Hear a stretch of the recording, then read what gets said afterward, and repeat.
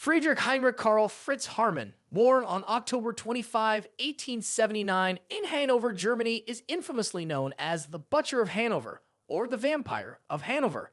He was a serial killer responsible for the deaths of at least 24 boys and young men between 1918 and 1924.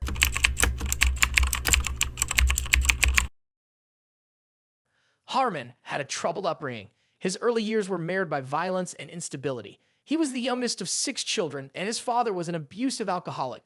His mother, on the other hand, was described as overprotective, a stark contrast to the harsh treatment he received from his father. Haarmann's childhood was further complicated by his own strange behavior, including an attraction to violence and preferring to play with dolls and wear dresses, which set him apart from other boys. At the age of 16, he was sent to a military school, but was dismissed after a few months due to epilepsy. Following this, he worked in his father's cigar factory and began committing crimes, including sexual offenses against young boys, which led to his confinement in a mental asylum. After escaping, he returned to Germany and engaged in petty crimes to support himself. Haarmann's criminal activities escalated after World War I. He became known as a black market butcher, gaining a reputation for selling affordable meat, which he obtained through sinister means. His criminal activities were marked by extreme brutality and a disturbing pattern of predation, primarily targeting young boys and men in Hanover, Germany, between 1918 and 1924. His methods and motivations reveal a complex interplay of psychological issues, opportunism, and a chilling disregard for human life. Haarmann's approach to luring his victims was calculated and manipulative. He often targeted young male commuters, runaways, and male prostitutes, enticing them with promises of food, shelter, or work. Many of his victims were last seen at Hanover's Central Railway Station, where Haarmann would engage them in conversation before inviting them back to his apartment.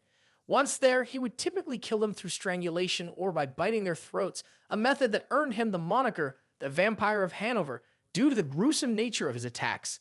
After murdering his victims, Haarmann would dismember their bodies, disposing of the remains in the nearby Leine River.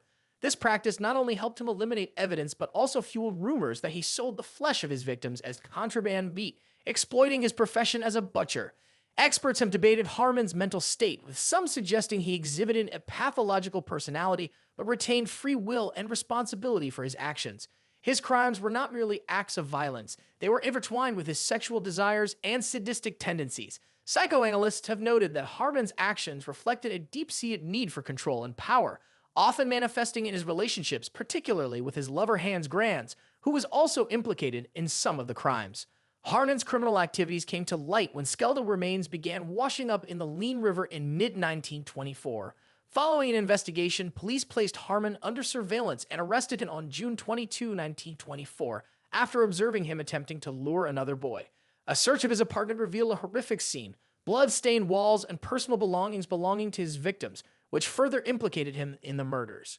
During his trial, which began on December 4, 1924, Haarmann was charged with 27 murders, of which he was convicted for 24. The trial garnered significant media attention, becoming one of the first major modern media events in Germany. Over 200 witnesses testified, revealing the extent of Haarmann's depravity and the failures of the police to recognize the killer operating in their midst.